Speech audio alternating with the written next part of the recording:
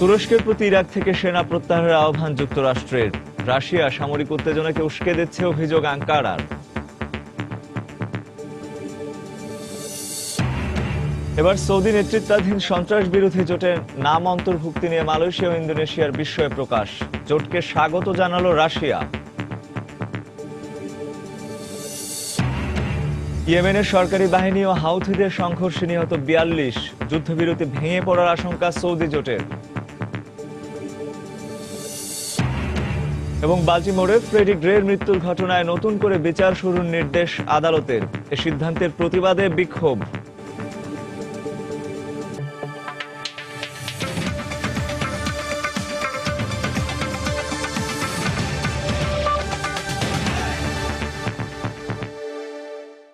আন্তর্জাতিক সময়ের সঙ্গে আছে আমি রঞ্জন শুভ্র। তুরস্কের প্রতি ইরাক থেকে সেনা প্রত্যাহার করে নেয়ার আহ্বান জানিয়েছে যুক্তরাষ্ট্র। বুধবার ইরাকি প্রধানমন্ত্রীর সঙ্গে ফোন আলাপে আঙ্কারার পদক্ষেপকে অবৈধ বলে উল্লেখ করেন মার্কিন ভাইস প্রেসিডেন্ট জো বাইডেন। একই সঙ্গে তুরস্কে মোতায়েন ১২টি যুদ্ধবিমান ফিরিয়ে আনার কথাও জানিয়েছে ওয়াশিংটন। এদিকে গত মাসে তুর্কি হামলায় সিরীয় সীমান্তের কাছে রুশ বিমান ভূপাতিত হওয়ার ঘটনায় আঙ্কারার ক্ষতিপূরণ দেওয়া উচিত বলে মন্তব্য করেছে রুশ পররাষ্ট্র মন্ত্রণালয়। ওই ঘটনার পর রাশিয়া তুরস্কের সঙ্গে সামরিক উত্তেজনাকে উস্কে দিচ্ছে বলে অভিযোগ করেছে তুর্কি পররাষ্ট্র মন্ত্রণালয়। বুধবার বাগদাদ সফরে গিয়ে ইরাকি প্রতিরক্ষা মন্ত্রী খালেদ আল ওবেইদির সঙ্গে বৈঠক করেন মার্কিন প্রতিরক্ষা মন্ত্রী অ্যাশটন কার্টার। তাদের মধ্যে আইএস বিরোধী অভিযান জোরদারের প্রক্রিয়া নিয়ে আলোচনা হয় বলে জানায় রয়টার্স। এর আগে যুক্তরাষ্ট্র আইএস এর কাছ থেকে রামাদি শহর পুনর্দখলে ইরাকি বাহিনীকে সামরিক সহায়তা দেওয়ার প্রস্তাব দেয়। একই দিন ইরাকের প্রধানমন্ত্রী হায়দার আল আবাদির সঙ্গে ফোনে কথা বলেন মার্কিন ভাইস প্রেসিডেন্ট জো বাইডেন। তিনি ইরাকের সার্বভৌমত্বের প্রতি যুক্তরাষ্ট্রের সমর্থনের কথা জানিয়ে বলেন, হোয়াইট হাউস এরই মধ্যে অবিলম্বে মসুল থেকে সেনা প্রত্যাহারের জন্য তুরস্কের প্রতি আহ্বান জানিয়েছে। এর মধ্যেই গত মাসে তুর্কি আকাশসীমা প্রতিরক্ষা ও আইএস বিরোধী অভিযানে তুরস্কে মোতায়েন ১২টি F-15 যুদ্ধবিমান প্রত্যাহার করে নেওয়ার ঘোষণা দিয়েছে যুক্তরাষ্ট্র। তবে এর ফলে তুরস্কের সঙ্গে যুক্তরাষ্ট্রের সামরিক সহযোগিতা বা আইএস বিরোধী অভিযানে কোনো পরিবর্তন আসবে না বলে জানায় মার্কিন সামরিক বাহিনী। এদিকে তুরস্ক জানিয়েছে জঙ্গি বিরোধী লড়াইয়ে ইরাকি বাহিনীকে সহায়তা দেওয়ার অধিকার তাদের আছে। তুরস্কের প্রতি যে কোনো সম্ভাব্য হুমকি মোকাবেলায় প্রয়োজনে এই অভিযান আরও জোরদার করা হবে বলেও জানান তুর্কির প্রধানমন্ত্রী। আমাদের সেনারা ইরাকি বাহিনীকে প্রশিক্ষণ দেওয়ার জন্যই সে দেশে রয়েছে। উত্তর ইরাকে মোতায়েন ২ তুর্কি সেনা আইএস এর রকেট হামলায় নিহত হয়েছে। তাই ওই অঞ্চলে ইরাক সরকারের পূর্ণ নিয়ন্ত্রণ প্রতিষ্ঠিত না হওয়া পর্যন্ত আমাদের সেনারা সেখানে থাকবে। তুরস্কের এই উদ্যোগ কোনোভাবেই ইরাকের সার্বভৌমত্বের লঙ্ঘন নয়। Türkiye gerekli tedbirleri alır. এদিকে গত ২৪ নভেম্বর তুর্কি হামলায় সিরীয় সীমান্তের কাছে রুশ বিমান ভূপাতিত হওয়ার ঘটনায় আঙ্কারার ক্ষতিপূরণ দেওয়া উচিত বলে জানিয়েছে মস্কো। রুশ উপপররাষ্ট্রমন্ত্রী অ্যালেক্সেই মেশকভ বলেন, তারা এখনো প্রত্যাশা করে ওই ঘটনায় তুরস্ক রাশিয়ার কাছে ক্ষমা চাইবে। তুর্কি পররাষ্ট্র মন্ত্রণালয় এরই মধ্যে রুশ উপপররাষ্ট্রমন্ত্রীর বক্তব্য নাকচ করে দিয়েছে। বুধবার আঙ্কারায় এক সংবাদ সম্মেলনে তুর্কি পররাষ্ট্র মন্ত্রণালয়ের এক মুখপাত্র অস্তিত্বহীন বিষয় নিয়ে রাশিয়াকে সামরিক উত্তেজনা তৈরি না করারও আহ্বান জানান।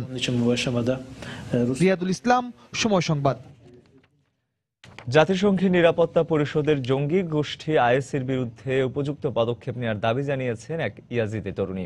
সম্প্রতি আইএসের হাত থেকে মুক্তি পাওয়া ওই তরুণী তার ভয়াবহ অভিজ্ঞতা বর্ণনা করে এ দাবি জানান। ২১ বছর বয়সী নাদিয়া মুরাদ বাসি তাহা জানায়, গত বছরের আগস্টে ইরাকের একটি গ্রাম থেকে অপহরণ করে তাকে মসুলের একটি বন্দি শিবিরে নিয়ে যায় আইএস। শিবিরে অনেক ইয়াজিদি নারী ও শিশু সহ নিজের উপর অমানসিক নির্যাতনের কথা জানান বাসি তাহাব। আইএস তার ভাইদের হত্যা করেছে বলেও জানান তিনি। আইএস সংখ্যালঘু ইয়াজিদিদের উপর গণহত্যা চালাচ্ছে উল্লেখ করে নিরাপত্তা পরিষদের কাছে আন্তর্জাতিক অপরাধ আদালতে বিষয়টি উপস্থাপনের আহ্বান জানিয়েছে জাতিসংঘ।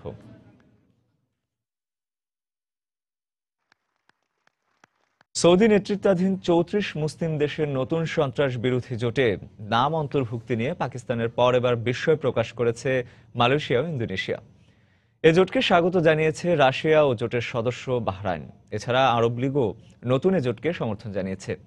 তবে জোটের কার্যক্রম কি হবে তা নিয়ে চলছে বিশ্লেষণ।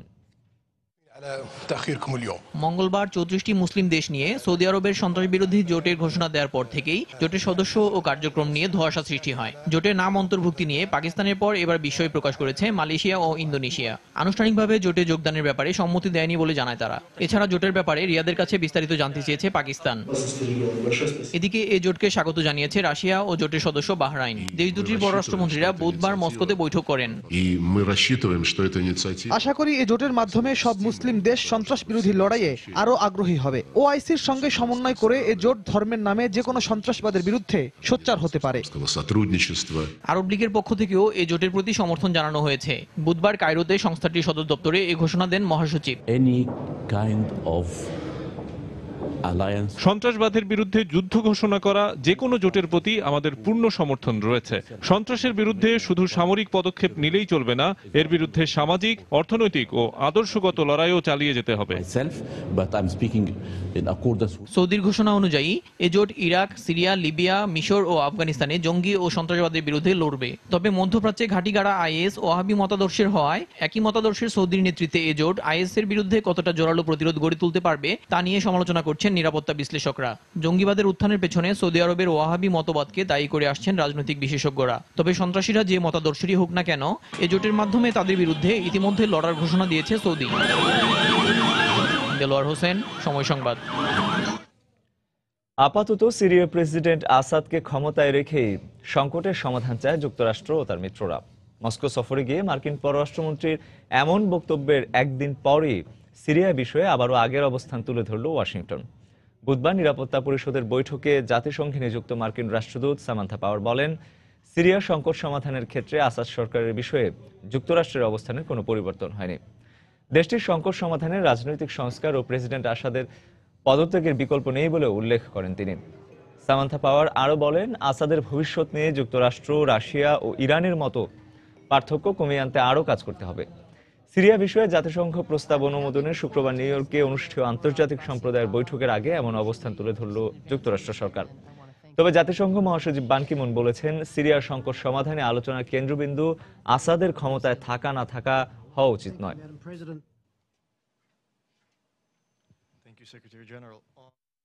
ইয়েমেনে 7 দিনের যুদ্ধবিরতির মধ্যে সরকারি বাহিনী ও হাউথি বিদ্রোহীদের মধ্যে সংঘর্ষে অন্তত 42 জন নিহত হয়েছে। এর ফলে মাত্র 2 দিন আগে কার্যকর হওয়া যুদ্ধবিরতি ভেঙে পড়ার আশঙ্কা করছে সৌদি জোট। তবে যুদ্ধবিরতি লঙ্ঘনের জন্য একে অপরের বিরুদ্ধে অভিযোগ করেছে হাদি বাহিনী ও হাউথি বিদ্রোহীরা। এরই মধ্যে নিজেদের মধ্যে বন্দি বিনিময় করেছে ইয়েমেনের বিদ্রোহী গোষ্ঠী ও সৌদি জোট। বুধবার ইয়েমেনের রাজধানী সানা ও বন্দরনগরী তাইজে হাউথি বিদ্রোহী ও প্রেসিডেন্ট হাদির অনুগত বাহিনীর মধ্যে তীব্র সংঘর্ষ হয়। যুদ্ধবিরতির মধ্যেই বিপুল পরিমাণ যুদ্ধাস্ত্র ও সাজোয়া যান নিয়ে সম্মুখ লড়াইয়ে জড়িয়ে পড়ে দুপক্ষ। থেমে থাকেনি সৌদি জোটের বিমান হামলাও। বুধবার থেকে চলা এই ত্রিমুখী সংঘর্ষে এ পর্যন্ত 42 জন নিহত হওয়ার খবর জানিয়েছে গণমাধ্যম। এই ঘটনায় হাদি বাহিনীর বিরুদ্ধে যুদ্ধবিরতি ভঙ্গের অভিযোগ তুলেছে হাউথিরা। তবে হাদি বাহিনীর বক্তব্য, তারা আত্মরক্ষার জন্যই লড়াই করছে। হাউথিরা যুদ্ধবিরতি ভঙ্গ করছে বারবার। ওদের প্রতিরোধ করতে আমাদের বাধ্য হয়েই লড়াইয়ে নামতে হয়েছে। এর মধ্যে তাইজের খোয়া পর্বতাঞ্চল দখল নিতে সমর্থ হয়েছি আমরা। আল্লাহ চাইলে এই লড়াইয়ে আমরাই জিতব। ইয়েমেনে মঙ্গলবার থেকে শুরু হওয়া 7 দিনের যুদ্ধবিরতি ভেঙে পড়ার আশঙ্কা প্রকাশ করেছে সৌদি জোট। তাদের অভিযোগ, হাউথিরা যুদ্ধবিরতি লঙ্ঘন করছে। সুইজারল্যান্ডে চলমান আলোচনার মধ্যেই হাউথি ও হাদি সমর্থকদের মধ্যে সংঘর্ষ অব্যাহত থাকায় বৈঠক থেকে ভালো কিছু বেরিয়ে আসবে বলে আর ভাবতে পারছে না ইয়েমেনের সাধারণ মানুষ। আলোচনা করে কিছু হবে না, আমরা স্থায়ী যুদ্ধবিরতি চাই, কিন্তু কেউ আমাদের কথা বলছে না। আমরা শান্তি চাই। প্রতিদিন লাশ দেখতে দেখতে আমরা বিকল হয়ে যাচ্ছি, আর পারছি না। বিশেষজ্ঞরা বলছেন, ইয়েমেনের রাজনৈতিক পক্ষগুলো দেশের জনগণের দুর্দশার কথা চিন্তা করছে না বলেই এই যুদ্ধের কোনো সমাধান হচ্ছে না। ইয়েমেন সংকটের মূল কারণ একটাই, কোনো রাজনৈতিক দল বা কোনো পক্ষ দেশের পরিস্থিতি বিবেচনা করে কোনো সিদ্ধান্ত নিচ্ছে না। হাউথিরা নিজেদের ক্ষমতা চায়, অন্যদিকে সরকারি দল সৌদি জোটের ইশারায় চলছে। এই অবস্থায় সংকট সমাধানে কোনো আশা দেখছি না আমি। এমন সংঘাতময় অবস্থার মধ্যেই দক্ষিণাঞ্চলীয় লাহজ প্রদেশে বড় আকারে বন্দি বিনিময় করেছে সৌদি জোট ও হাউথিরা। মঙ্গলবার শান্তি আলোচনার প্রথম দিনে এই বন্দি বিনিময়ের বিষয়ে সম্মত হয় দুপক্ষ। সঞ্জিদা ইসলাম, সময় সংবাদ। আন্তর্জাতিক সময় আরো দেখবেন, ভালো বন্ধু হিসেবে বাংলাদেশের সাথে সম্পর্ক আরো জোরালো করতে চায় যুক্তরাষ্ট্র। জঙ্গিবাদ মোকাবিলায় বাংলাদেশের নেওয়া পদক্ষেপের প্রশংসা।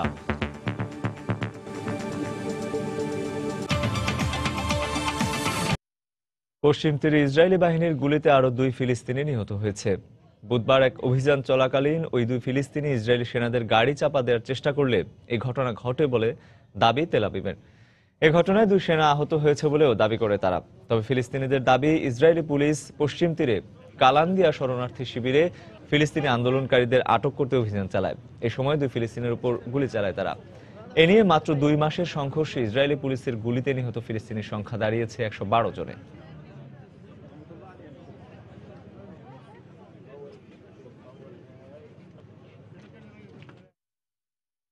ইরানের পরমাণু বিষয়ক তদন্তের সমাপ্তি ঘোষণা করে আন্তর্জাতিক পরমাণু শক্তি সংস্থা প্রস্তাব পাশ করায় একে নিজেদের বড় সাফল্য বলে মন্তব্য করেছেন ইরানের প্রেসিডেন্ট হাসান রুহানি। বুধবার টেলিভিশনে দেয়া এক ভাষণে তিনি একে ইরানের নৈতিক, রাজনৈতিক ও আইনি বিজয় বলে মন্তব্য করেন। রুহানি আরো বলেন, ইরান তার কাজের ব্যাপারে সবসময় সৎ। এর স্বীকৃতি ইরানের পরমাণু চুক্তির অন্য শর্তগুলো পূরণকে সহজ করবে বলে জানান রুহানি। আগামী 2-3 সপ্তাহের মধ্যেই পরমাণু চুক্তি বাস্তবায়ন শুরু হবে এবং ইরানের ওপর থেকে সব অবরোধ উঠে যাবে বলে আশা প্রকাশ করেন তিনি। আল জাজিরা জানায়, নির্বাচনের আগে রুহানির এই ভাষণকে তার সরকারের সাফল্য তুলে ধরার কৌশল বলে মনে করছেন রাজনৈতিক বিশ্লেষকরা। মঙ্গলবার 12 বছরের তদন্তের সমাপ্তি ঘোষণা করে IAEA। সংস্থাটি জানায়, ইরান শান্তিপূর্ণ পরমাণু কর্মসূচির আড়ালে পারমাণবিক বোমা বানাতে চাইছে এমন কোনো প্রমাণ তারা পাননি। যুক্তরাষ্ট্রের বাল্টিমোরে পুলিশি হেফাজতে ফ্রেডি গ্রে নামে এক কৃষ্ণাঙ্গ তরুণের মৃত্যুর ঘটনার বিচার কাজকে মিসট্রায়াল ঘোষণা করেছেন আদালত। এ ঘটনার প্রতিবাদে বিক্ষোভে ফেটে পড়ে বাল্টিমোরের মানবাধিকার সংস্থা ও কৃষ্ণাঙ্গ কমিউনিটির সদস্যরা। অভিযুক্ত পুলিশ কর্মকর্তার বিরুদ্ধে আনা অভিযোগের বিষয়ে জুরি সদস্যদের মধ্যে বিভক্তি দেখা দিলে বিচারক পুনরায় বিচার শুরুর সিদ্ধান্ত নেন। যুক্তরাষ্ট্রের ম্যারিল্যান্ড অঙ্গরাজ্যের বাল্টিমোরে বুধবার রাতে বিক্ষুব্ধ মানুষ রাজপথে নেমে আসে। চলতি বছরের এপ্রিলে পুলিশি হেফাজতে ফ্রেডি গ্রে নামে 25 বছর বয়সী এক কৃষ্ণাঙ্গ মার্কিনের মৃত্যুর ঘটনায় অভিযুক্ত পুলিশ কর্মকর্তা উইলিয়াম পোর্টারের বিরুদ্ধে দায়েরকৃত মামলার রায় ঘোষণার আগেই বিচারক একে মিসট্রায়াল বা ভুল বিচার বলে ঘোষণা করলে বিক্ষুব্ধ হয়ে ওঠে জনতা। জুরি বোর্ডের সদস্যরা অনেক সময় একটি সিদ্ধান্তে একমত হতে পারেন না। এক্ষেত্রে নতুন করে বিচার কাজ শুরু করতে হয়। আমরা আইনের পথে একটা হোঁচট খেয়েছি, তবে এটা বিচারিক প্রক্রিয়ারই অংশ।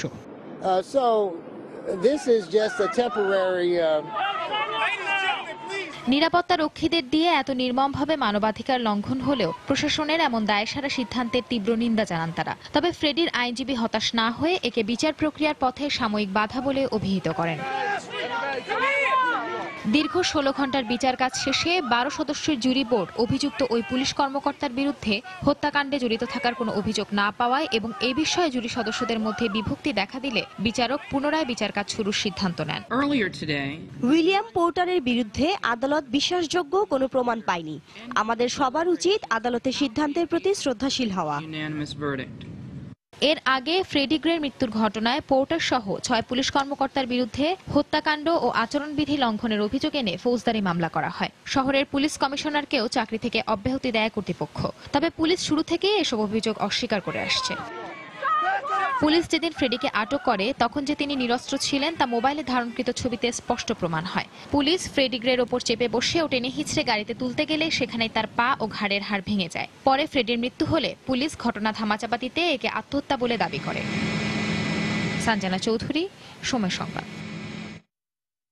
যুক্তরাজ্যের স্কটল্যান্ডের গলফ রিসোর্টের নিকটবর্তী মার্কিন প্রেসিডেন্ট নির্বাচনে রিপাবলিকান মনোনয়ন প্রত্যাশী ডোনাল্ড ট্রাম্পের একটি বায়ুচালিত বিদ্যুৎ কেন্দ্র বন্ধে রুল জারি করেছে ব্রিটিশ সুপ্রিম কোর্ট।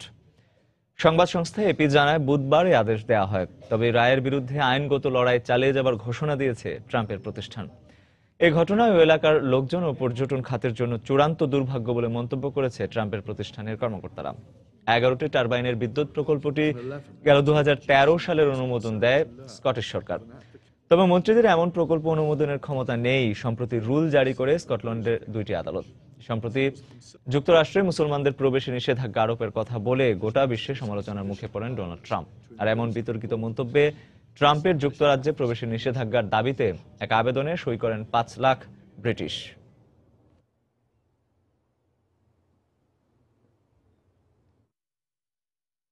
বাংলাদেশকে ভালো বন্ধু হিসেবে বিবেচনা করে এদেশের সঙ্গে সম্পর্ক আরো জোরালো করার উপর গুরুত্ব দিচ্ছেন যুক্তরাষ্ট্রের রাজনৈতিক নীতি নির্ধারণকারী পরামর্শকরা। তাদেরই একজন কলাম্বিয়া বিশ্ববিদ্যালয়ের আন্তর্জাতিক ও জনসংযোগ বিষয়ক সহকারী অধ্যাপক অস্টিন লং প্রশংসা করলেন জঙ্গিবাদ ও সন্ত্রাসবাদ মোকাবেলায় বাংলাদেশ সরকারের নেওয়া পদক্ষেপের। নিউ ইয়র্ক থেকে শিহাবুদ্দিন কিস্তুর পাঠানো তথ্য ছবি নিয়ে ডেস্ক রিপোর্ট। যুক্তরাষ্ট্রের পররাষ্ট্র দপ্তরে অনুষ্ঠিত হয় countering violent extremism at home and abroad বিষয়ক সংবাদ সম্মেলন। এতে কথা বলেন আন্তর্জাতিক সন্ত্রাসবাদ মোকাবেলায় যুক্তরাষ্ট্র সরকারের নীতি ও কৌশল নিয়ে কাজ করা কলাম্বিয়া বিশ্ববিদ্যালয়ের আন্তর্জাতিক বিষয়ক সহকারী অধ্যাপক অস্টিন লং। জঙ্গিবাদ ও সন্ত্রাসবাদের কৌশল ও চেহারা বদলাচ্ছে উল্লেখ করে এর বিরুদ্ধে বিশ্বকে ঐক্যবদ্ধ হওয়ার উপর গুরুত্ব আরোপ করেন তিনি। সংবাদ সম্মেলনে সময় সংবাদের এক প্রশ্নোত্তরে তিনি বলেন, বাংলাদেশ, ইন্দোনেশিয়া সহ দক্ষিণ পূর্ব এশিয়ার বিভিন্ন মুসলিম প্রধান দেশকে জঙ্গি গোষ্ঠী আইএস টার্গেট করতে পারে বলে তার আশঙ্কা। সন্ত্রাসবাদের বিরুদ্ধে বাংলাদেশ সরকারের গৃহীত বিভিন্ন পদক্ষেপের ভূয়সী প্রশংসা করেন এই মার্কিন থিঙ্ক ট্যাঙ্ক। বর্তমান বিশ্বের বাস্তবতায় পৃথিবীর যে কোনো অঞ্চলে সন্ত্রাসী কার্যক্রম ছড়িয়ে পড়তে পারে। তবে প্রশ্ন হলো সেই হুমকি কিভাবে মোকাবেলা করা হবে এবং কি কি পদক্ষেপ নেওয়া হবে। সেক্ষেত্রে দক্ষিণ পূর্ব এশিয়ার বিভিন্ন দেশের পাশাপাশি বাংলাদেশও যা করছে তা নিঃসন্দেহে প্রশংসার দাবি রাখে। প্যারিস হামলার পর নিউ ইয়র্কের অধিবাসীরা শঙ্কায় থাকলেও যুক্তরাষ্ট্রে কোনো সন্ত্রাসী কার্যক্রমের হুমকি নেই বলে মনে করেন অস্টিন লং। সময় সংবাদ, নিউ ইয়র্ক, যুক্তরাষ্ট্র। যুক্তরাষ্ট্রের বিদ্যমান ক্ষেপণাস্ত্র প্রতিরক্ষা ব্যবস্থা রাশিয়ার আন্তঃমহাদেশীয় পরমাণু ব্যালিস্টিক ক্ষেপণাস্ত্র প্রতিরোধে অক্ষম বলে জানিয়েছে রাশিয়া। আরটি জানায়, বুধবার রাশিয়ান স্ট্র্যাটেজিক মিসাইল ট্রুপসের কমান্ডার কর্নেল সের্গেই ক্যারাকায়েভ সংবাদ সম্মেলনে এ দাবি করেন।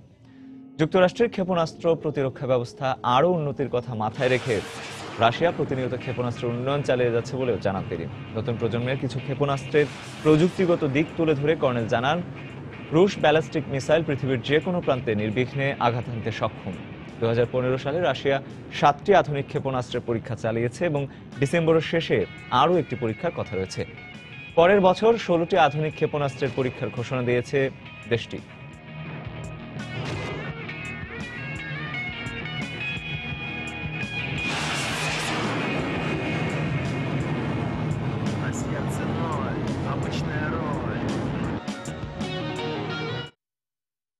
যুক্তরাষ্ট্রের অরেগনে মেডিকেল সার্ভিসের কাজে ব্যবহৃত হেলিকপ্টার বিধ্বস্ত হয়ে 2 ক্রু নিহত হয়েছেন। মুমূর্ষ অবস্থায় অপর ক্রুকে আহত অবস্থায় উদ্ধার করা হয়েছে। আহত ক্রুকে দুর্ঘটনাস্থলের 12 কিলোমিটার দূরের এক ট্রমা সেন্টারে ভর্তি করা হয়েছে। স্থানীয় কর্মকর্তার বরাতে সংবাদ সংস্থা রয়টার্স জানায়, স্থানীয় সময় মঙ্গলবার সন্ধ্যায় অরেগনের দক্ষিণ পূর্বাঞ্চলীয় প্রত্যন্ত বনভূমি এলাকায় বিধ্বস্ত হয় হেলিকপ্টারটি। বুধবার এক সংবাদ সম্মেলন কর্তৃপক্ষ জানায়, ওই হেলিকপ্টারে আরোহীদের মধ্যে কোনো রোগী ছিলেন না। 2 ক্রু নিহতের ঘটনায় সমবেদনা জানিয়েছে বিধ্বস্ত হেলিকপ্টারের মালিক প্রতিষ্ঠান এয়ার মেথডস। হেলিকপ্টার বিধ্বস্তের কারণ অনুসন্ধানে তদন্ত চলছে। অস্ট্রিয়ার এক শরণার্থী শিবির থেকে প্যারিসে সন্ত্রাসী হামলায় জড়িত সন্দেহভাজন 2 জনকে গ্রেফতার করেছে পুলিশ। সংবাদ মাধ্যম বিবিসি জানায়, বুধবার দেশটির সালজবার্গ শহরের প্রসিকিউটরের কার্যালয় থেকে তাদের গ্রেফতারের বিষয়টি নিশ্চিত করা হয়। গ্রেফতার হওয়া ওই 2 সন্দেহভাজনই মধ্যপ্রাচ্যের কোনো একটি দেশের বাসিন্দা বলে দাবি করেছেন সালজবার্গের প্রসিকিউটর। গেল 13 নভেম্বর প্যারিসে সন্ত্রাসী হামলাকারীদের সহযোগিতা করে থাকতে পারে বলে ধারণা পুলিশের। সন্ত্রাসী হামলার আশঙ্কায় জার্মানিতে সর্বোচ্চ সতর্কতা জারি করেছেন দেশটির স্বরাষ্ট্রমন্ত্রী থমাস ডি মেজিয়েরে। বুধবার বার্লিনে জার্মান পুলিশ ফোর্সের নতুন সন্ত্রাস বিরোধী অভিযানের অনুশীলন কার্যক্রম পরিদর্শন শেষে তিনি বলেন, যে কোনো হামলা প্রতিহত করতে দেশের নিরাপত্তা বাহিনীকে সজাগ থাকতে হবে। জার্মানি সহ পুরো ইউরোপ বড় ধরনের সন্ত্রাসী হামলার হুমকিতে রয়েছে বলেও জানান তিনি। এজন্য দেশের পুলিশদের সদা প্রস্তুত থাকার আহ্বান জানান জার্মান স্বরাষ্ট্রমন্ত্রী।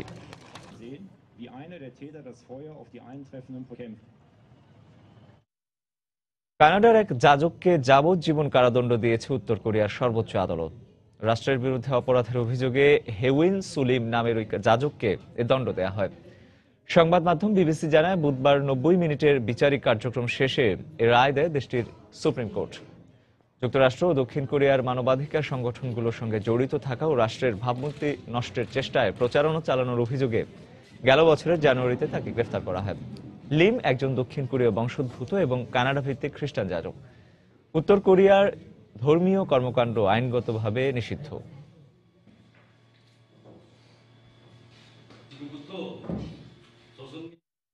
আন্তর্জাতিক সময় আরো দেখবেন, তুরস্কে শরণার্থীদের নির্যাতন করে যুদ্ধবিধ্বস্ত এলাকায় ফিরে যেতে বাধ্য করা হচ্ছে, তথ্য অ্যামনেস্টির। দ্রুত সমাধানের তাগিদ মার্কেলের।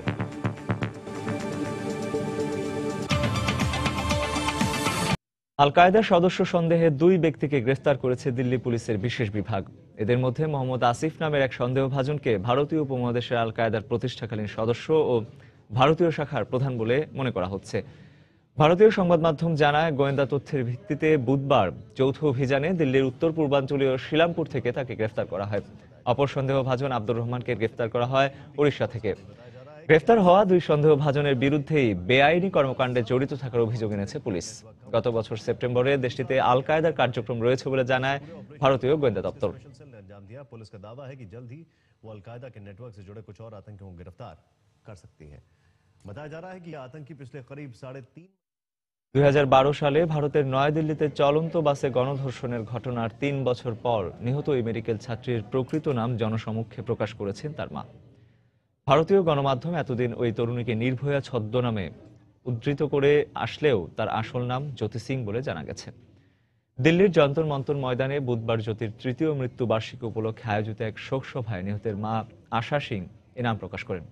এ সময় তিনি বলেন, লজ্জা তাদেরই হওয়া উচিত যারা ধর্ষণের মতো ঘৃণ্য অপরাধের সঙ্গে জড়িত।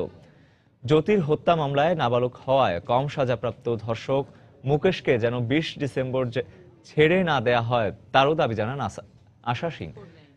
এদিন জ্যোতির স্মৃতির প্রতি শ্রদ্ধা জানাতে ময়দানে কয়েক হাজার মানুষের সঙ্গে উপস্থিত ছিলেন বলিউড তারকারাও। ভারতের আইনে ধর্ষিতার নাম অপ্রকাশিত রাখার বিধান থাকায় এতদিন জ্যোতির নাম গোপন ছিল। তুরস্কে আশ্রয় পাওয়া বহু শরণার্থীকে বিনা কারণে আটক, নির্যাতন ও যুদ্ধবিধ্বস্ত এলাকায় ফিরে যেতে বাধ্য করা হচ্ছে বলে এক প্রতিবেদনে প্রকাশ করেছে Amnesty International. German chancellor Angela Merkel ইউভুক্ত দেশগুলোকে সমন্বিতভাবে শরণার্থী সমস্যা দ্রুত গ্রহণযোগ্য সমাধানে আসার তাগিদ দিয়েছে। নেদারল্যান্ডসে আশ্রয় প্রার্থীদের জন্য ঘরবাড়ি নির্মাণের পরিকল্পনা বাতিলের সিদ্ধান্ত প্রকাশের পর বিক্ষোভরত শরণার্থীদের সঙ্গে পুলিশের সংঘর্ষ হয়েছে। গ্রিসের উত্তরাঞ্চলে এজিয়ান দ্বীপে নতুন নিবন্ধন কেন্দ্র নির্মাণের অগ্রগতি পরিদর্শন করেছেন দেশটির প্রধানমন্ত্রী অ্যালেক্সিস সিপ্রাস। এদিকে বুধবার এজিয়ান সাগরে একটি শরণার্থীবাহী নৌকা ডুবে 5 জনের মৃত্যু হয়েছে, উদ্ধার করা হয়েছে 60 জনকে। বুধবার 1000 শরণার্থীর প্রথম দলটি তীব্র ঠান্ডা উপেক্ষা করে যুক্তরাজ্যে পৌঁছায়। যুক্তরাজ্য কর্তৃপক্ষের সীমিত সংখ্যক শরণার্থী পুনর্বাসনের প্রতিশ্রুতি অনুযায়ী সমুদ্র পাড়ি দিয়ে সেখানে পৌঁছায় তারা। বিরূপ আবহাওয়ার কারণে সমুদ্র পাড়ি দেওয়ার সময় অসুস্থ হয়ে পড়ে নারী ও শিশু সহ অনেক শরণার্থী। একই দিন তুরস্ক উপকূলে এজিয়ান সাগরে একটি শরণার্থীবাহী নৌকা ডুবে 4 শিশু সহ 5 জনের মৃত্যু হয়েছে। শতাধিক শরণার্থী নিয়ে গ্রিসের লেসবোস দ্বীপে যাওয়ার সময় নৌকাটি ডুবে যায়। এ ঘটনায় অন্তত 60 জনকে উদ্ধার করেছে কোস্টগার্ড। এদিকে তুরস্কে আশ্রয় পাওয়া বহু শরণার্থীকে বিনা কারণে আটক করা হচ্ছে এবং তাদের উপর চালানো হচ্ছে নির্যাতন। ইউরোপে শরণার্থীদের ঢল ঠেকাতে তুরস্কের উপর চাপ প্রয়োগের পর শত শত শরণার্থীকে যুদ্ধবিধ্বস্ত এলাকায় ফিরে যেতেও বাধ্য করা হচ্ছে। বুধবার অ্যামনেস্টি ইন্টারন্যাশনাল এক প্রতিবেদনে এ তথ্য প্রকাশ করেছে। তবে অ্যামনেস্টি ইন্টারন্যাশনালের এ অভিযোগ অস্বীকার করেছে তুরস্ক। আমাকে যত সুযোগ সুবিধাই দেয়া হোক না কেন, আমি এখানে থাকতে চাই না। এখানে শরণার্থীদের সঙ্গে পশুর মতো আচরণ করা হয়। আমি পর্যাপ্ত অর্থ জোগাড় করতে পারলেই জার্মানিতে চলে যাব। জার্মান চ্যান্সেলর অ্যাঙ্গেলা মার্কেল ইউভুক্ত দেশগুলোকে এককভাবে নয় বরং সমন্বিতভাবে শরণার্থী সমস্যার সমাধানে এগিয়ে আসার তাগিদ দিয়েছেন। বৃহস্পতিবার অনুষ্ঠিত হতে যাওয়া চলতি বছরের শেষ ইউ সম্মেলনের আগে একথা বলেন তিনি। 21 শতকে কাউকে আটকে রাখা বা প্রবেশ বন্ধ করা কোনো যৌক্তিক কাজ হতে পারে না। এজন্য আমাদের সমন্বিতভাবে সমাধানের পথ খুঁজে বের করতে হবে। এদিকে বুধবার গ্রিসের উত্তরাঞ্চলের এজিয়ান দ্বীপে নতুন নিবন্ধন কেন্দ্র নির্মাণের অগ্রগতি পরিদর্শন করেছেন দেশটির প্রধানমন্ত্রী অ্যালেক্সিস সিপ্রাস। এর আগে মঙ্গলবার হেলিকপ্টার থেকে নেওয়া নতুন নিবন্ধন কেন্দ্রের এক ভিডিও প্রকাশ করে গ্রিস।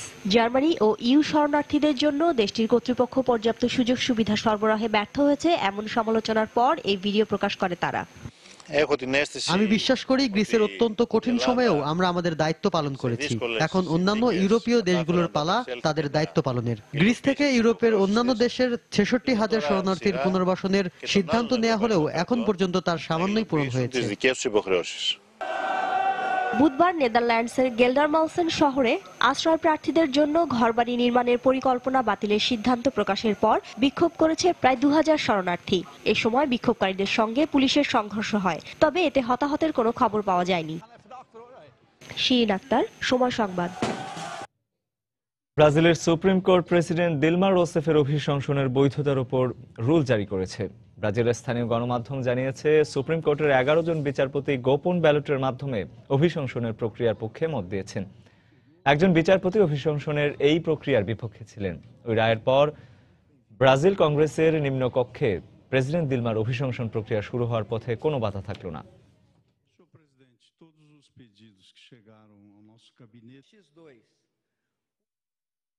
ভেনেজুয়েলায় সাম্প্রতিক নির্বাচনে বিজয়ী দল ডেমোক্রেটিক ইউনিটি কোয়ালিশনের বিরুদ্ধে ভোট জালিয়াতির অভিযোগ এনেছে পরাজিত সমাজতান্ত্রিক দল। বুধবার দলটি রাষ্ট্রের অ্যাটর্নি জেনারেলের কাছে এ বিষয়ে উচ্চতর তদন্তের আহ্বান জানায়। নির্বাচনে 112টি আসন পাওয়া মধ্য ডানপন্থী দলটির একজন নেতা ভোটের আগে অজ্ঞাত এক ব্যক্তির সঙ্গে ভোটের বিনিময়ে অর্থ পরিশোধের কথা বলেছেন। এমন একটি ভিডিও প্রকাশিত হওয়ার পর ভোট জালিয়াতির অভিযোগ আরও জোরালো হলো। এছাড়া নির্বাচনে মৃত ব্যক্তিদের নাম ব্যবহার করে ভোট দেওয়ার অভিযোগ রয়েছে। তবে বিরোধী পক্ষ তাদের বিরুদ্ধে এসব অভিযোগ অস্বীকার করেছে। এর আগে বামপন্থী প্রেসিডেন্ট মাদুরো তার দলের পরাজয় মেনে নিয়েছিলেন। গেল 6 ডিসেম্বর অনুষ্ঠিত সংসদীয় নির্বাচনে ডেমোক্রেটিক ইউনিটি কোয়ালিশনের বড় জয়ের মাধ্যমে প্রেসিডেন্ট শাসিত ভেনেজুয়েলায় 17 বছর ক্ষমতায় থাকা সমাজতান্ত্রিক দলের পরাজয় ঘটে।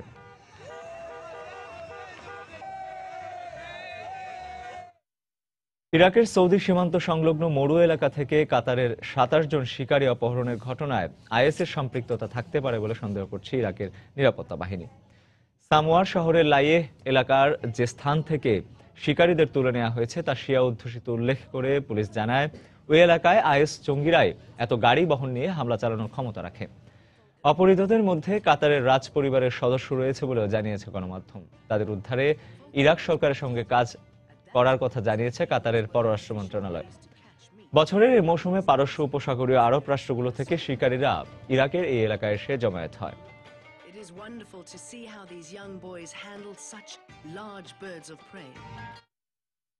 জাতিসংঘের ইন্টারন্যাশনাল কোর্ট অফ জাস্টিস এক রায়ে জানিয়েছে, নিকারাগুয়ার সেনাবাহিনী কোস্টারিকার জলসীমা অতিক্রম করে তাদের সার্বভৌমত্ব লঙ্ঘন করেছে।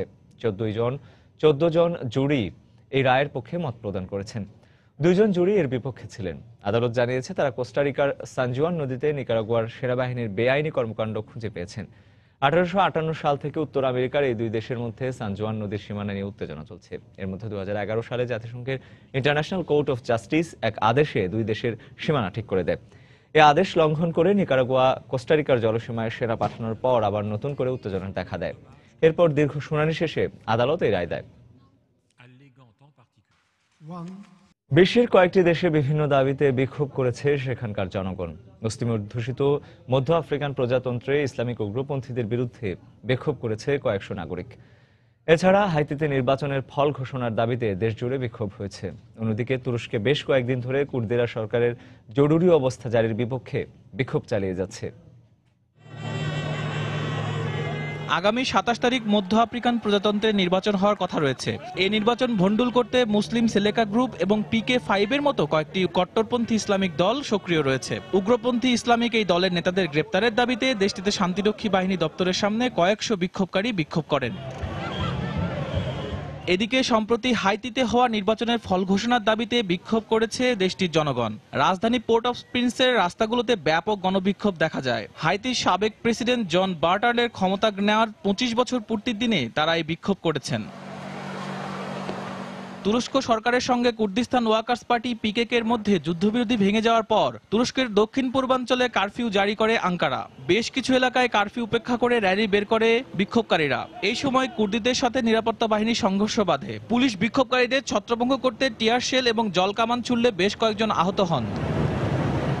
শাশ্বত সত্য, সময় সংবাদ। প্যারিস জলবায়ু সম্মেলনে গুরুত্বপূর্ণ ভূমিকা রাখায় মোদীকে ধন্যবাদ জানিয়েছেন যুক্তরাষ্ট্রের প্রেসিডেন্ট বারাক ওবামা। ভারতের প্রধানমন্ত্রীর দপ্তরের বরাতে এনডিটিভি জানায়, বুধবার টেলিফোনে নরেন্দ্র মোদীকে ধন্যবাদ জানিয়ে ওবামা বলেন, তার জোরালো ভূমিকা ও ইতিবাচক নেতৃত্বের ফলে প্যারিস সম্মেলনে ভালো কিছু অর্জন করা সম্ভব হয়েছে। সদ্য সমাপ্ত জলবায়ু সম্মেলনকে ঐতিহাসিক সাফল্য বলেও মন্তব্য করেন ওবামা। 2 সপ্তাহ আলোচনার পর গেল 12 ডিসেম্বর বিশ্বের 195টি দেশ তাপমাত্রা বৃদ্ধি 2 ডিগ্রি সেলসিয়াসের নিচে নামিয়ে রাখার ব্যাপারে ঐক্যমত্যে পৌঁছায়।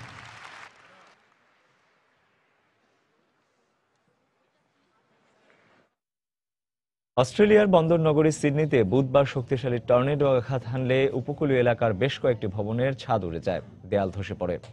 ক্ষতিগ্রস্ত হয় গুরুত্বপূর্ণ রাস্তাঘাট, যানবাহন ও গাছপালা। এছাড়া বৈদ্যুতিক খুঁটি উপড়ে যাওয়ার কারণে বিদ্যুৎ বিচ্ছিন্ন হয়ে পড়ে অন্তত 6000 পরিবার। ভারী শিলাবৃষ্টিতে কয়েকজন হালকা আঘাত পান বলে স্থানীয় সূত্রে জানা গেছে। সৈকতের দক্ষিণ দিক থেকে ধেয়ে আসা শক্তিশালী ওই ঘূর্ণিঝড়ের গতিবেগ ঘন্টায় 213 কিলোমিটার ছিল বলে জানিয়েছে আবহাওয়া বিভাগ।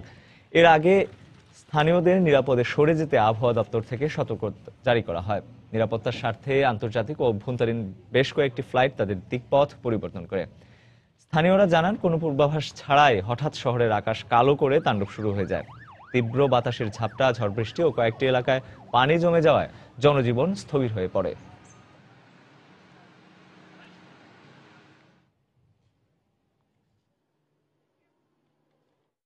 আন্তর্জাতিক সময়ের শীর্ষ সংবাদগুলো জানিয়ে দিচ্ছি আরেকবার। তুরস্কের প্রতি ইরাক থেকে সেনা প্রত্যাহারের আহ্বান যুক্তরাষ্ট্রের। রাশিয়া সামরিক উত্তেজনাকে উস্কে দিচ্ছে, অভিযোগ আঙ্কারার।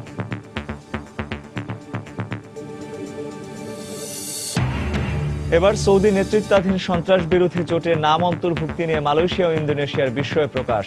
জোটকে স্বাগত জানালো রাশিয়া।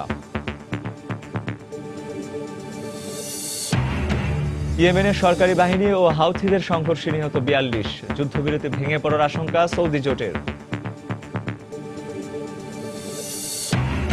এবং বাল্টিমোরে ফ্রেডি গ্রের মৃত্যুর ঘটনায় নতুন করে বিচার শুরুর নির্দেশ আদালতের। এ সিদ্ধান্তের প্রতিবাদে বিক্ষোভ।